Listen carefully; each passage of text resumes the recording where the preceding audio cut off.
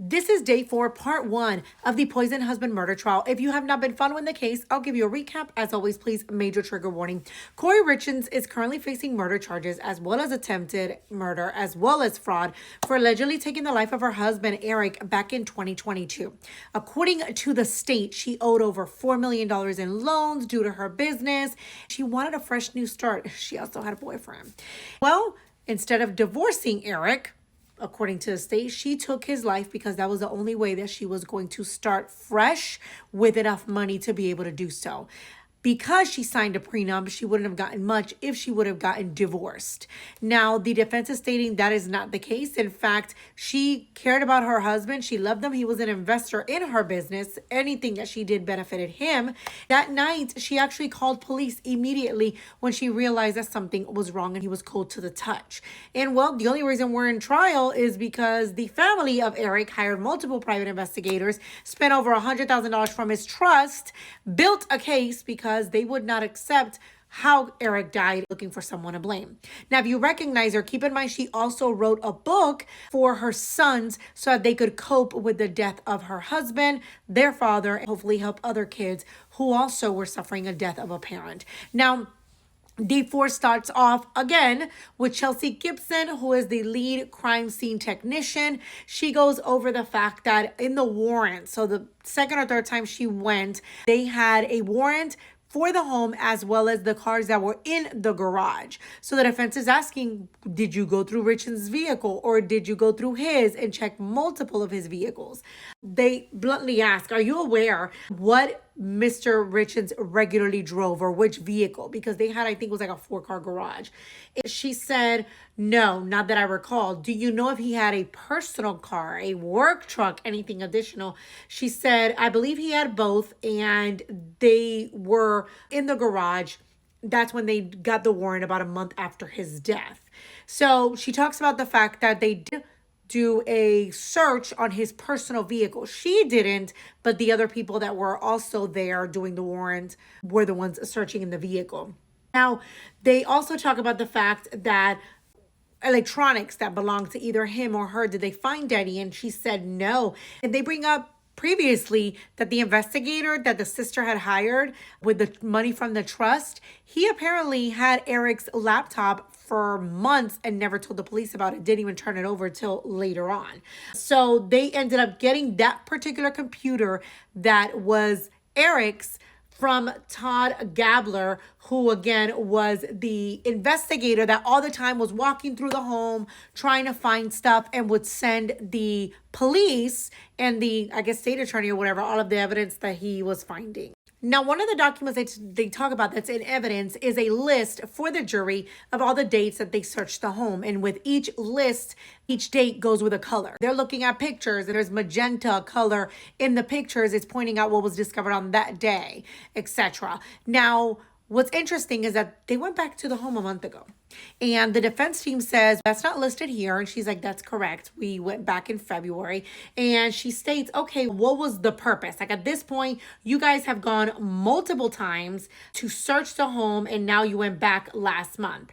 And she said, yes. So they talk about the fact that they were really doing it to do some measurements. Keep in mind that the prosecution is stating that instead of Kouri calling 911, she was actually walking around and taking steps with her cell phone. And her cell phone kind of tracked the steps that she was taking out throughout the home.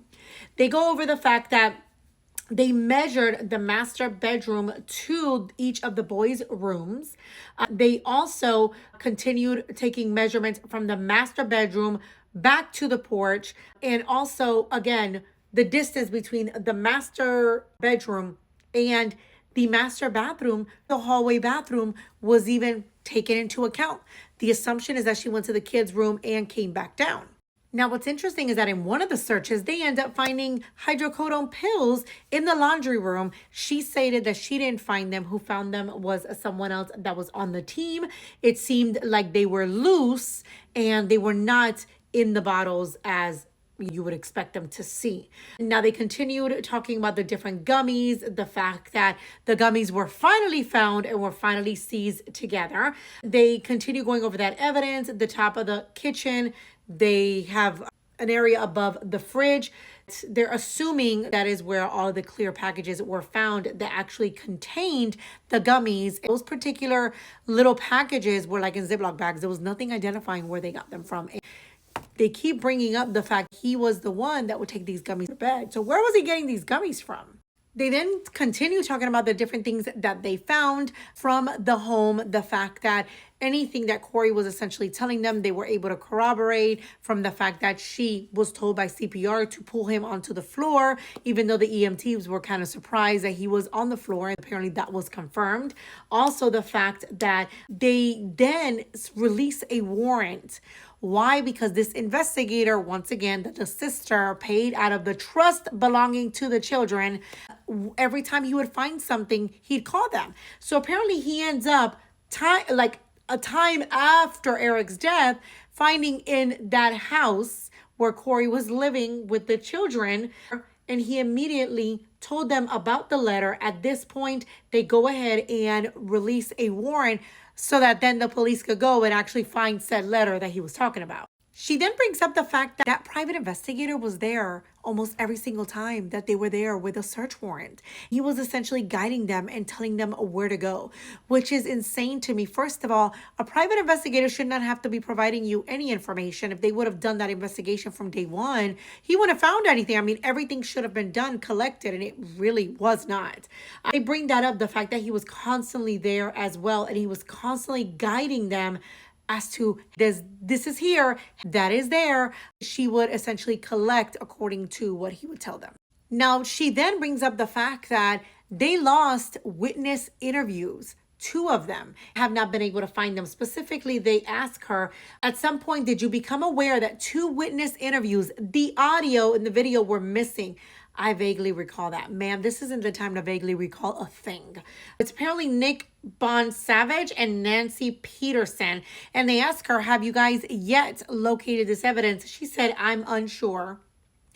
One of the items also that they recovered on the search was the fact that they took custody of an Apple Watch that belonged to Eric. So when they took the custody of the Apple Watch, at that point, it had a large amount of data. It had not been deleted. So she said, okay, that's interesting, because if someone stated and testified, Katie, the sister, that the Apple Watch had been deleted, then maybe that wasn't true, because you're stating that all this data was left on Eric's watch. And she said, well, we had some data on it. I don't recall if anything was deleted off of it. And again, we return to the fact that this private investigator that kept calling them also was the person that had physical possession of Eric's computer for apparently months, did not turn it over to them until later on. They cannot confirm if he had additional evidence before they were able to get a hold of that evidence, if he went through it, if he touched it, if he did anything to it before turning it over. They can't confirm that. She also proceeded to take a jacket that they went ahead and logged in. Again, 3-4 years after his death. They found it in the downstairs bedroom closet. She then says, when you talk about searching the vehicle, which one did you all search? She said, well, I believe it was the truck that was inside the garage. The defense says, so you have no note anywhere that the brown truck that you all did not search was the truck that Eric spent all day, every day. You did not even search for this truck. She said, I didn't personally know that. I don't have it noted anywhere. If I didn't search it, then at that point, it's not my job to jot it down. But if they took anything out of the truck, it would have been inventoried. She would have been made aware of it. There's nothing from that truck. They do close out her testimony with the fact that on the day that she's there, she knows already that the sister has come and told Detective Woody how she believes he died under suspicious circumstances. And even then, they kept going back to find new stuff every single time inside of the house instead of day 1. Let's go into the rest of day